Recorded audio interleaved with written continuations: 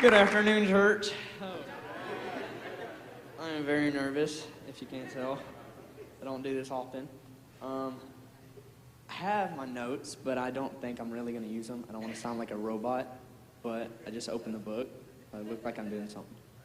But, so I was asked to testify about my experience at NAYC, and I didn't know really what to do, and I didn't know where I was going with it, but then the Lord just laid it on my heart to do what I felt, and what I felt was what I was going through at the time, and so I'm just going to go straight into it.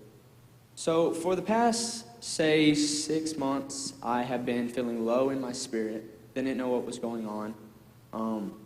I didn't talk to anybody about it because I know it's wrong, but it's not the way I am. And I would pray every Sunday, every Wednesday, and even not as much as I should, but I would pray at my house when I was just feeling really low. And like I said, I did not know what was going on. I just knew something wasn't right. And so when NAYC come around, and thank God we had the opportunity to go, I was pumped. I was excited. And I was ready for what God was going to do in my life. But when the first service came around, I was praying, and I was asking God if He could just show me and tell me what is wrong, and I can begin to pray over it, because I did not know what was going on in my life. I just knew something wasn't right. And so I was praying, and I was seeking after God for a while during that service, and I feel like God told me something right after I ended my prayer, and it was that I was letting the things of the world and letting people come against me and come in between and distracting me from my call of God on my life. And so the next morning I decided I told myself, and the next morning I was going to worship, and I was going to begin to change that. I was going to begin to take things out of my life, but for some reason I was just so distracted, and I did not know what it was from. I don't know why.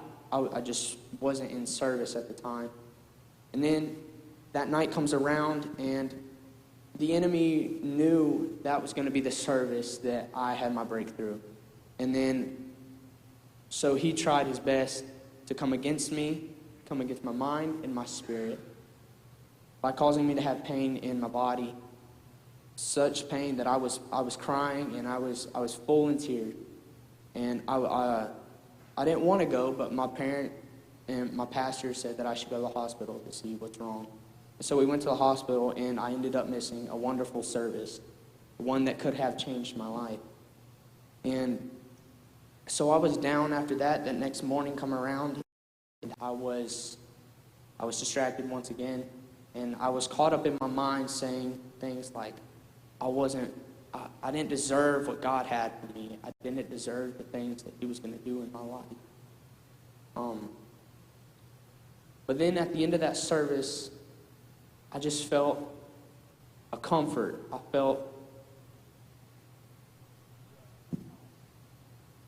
felt something inside of me begin to turn, and my attitude began to change, and my spirit began to want something so bad that I've never had before. And so while the whole day was going on, I put a smile on my face, as I always do, and I went about my day goofing off and being just a regular teenager. And that service that night, the last night, it changed my life. It really did, and I'm so grateful.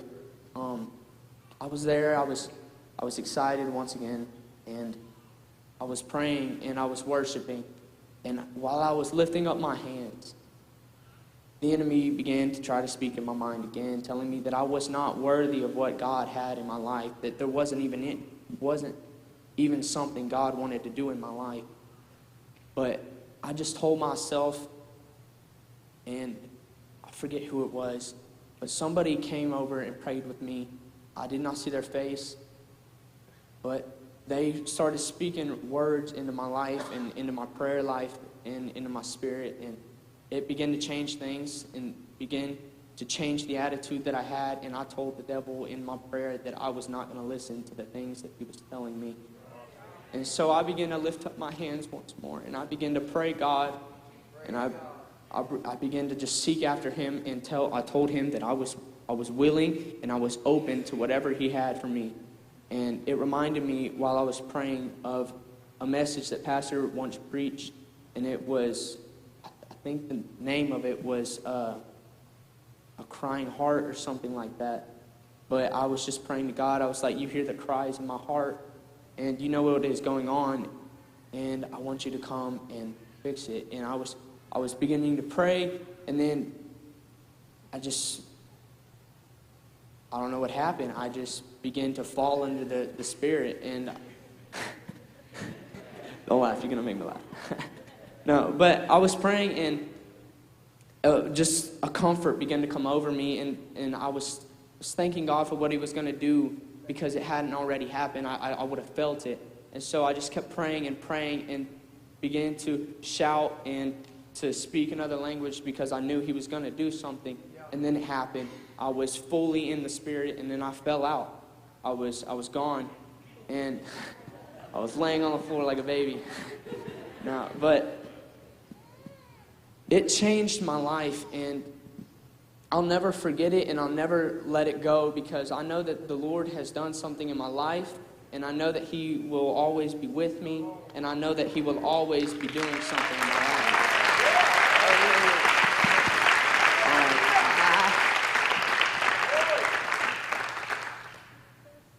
And while I was in the Spirit, and we got back to the bus, I didn't know what was going on. I was lost in the Spirit, and some of it is still hazy to me, but a lot of it has come back. But one thing that I do not know what happened, I was told by multiple people that God spoke through me, and I didn't know what it was. I still don't know what it is that he said.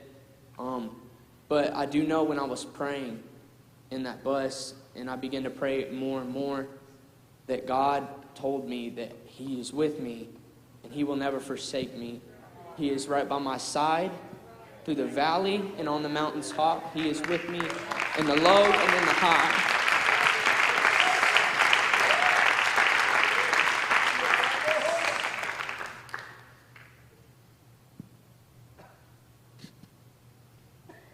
I know.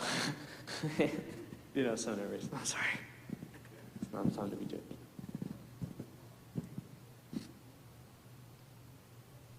I just want to say thank you.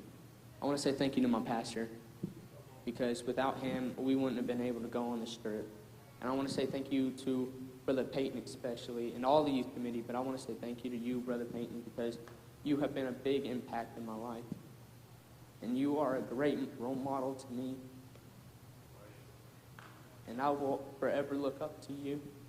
And it is because of you, not only because of you, but you are one of the main reasons that I try to be and am open to the call of God in my life. I love you, Brother Pete.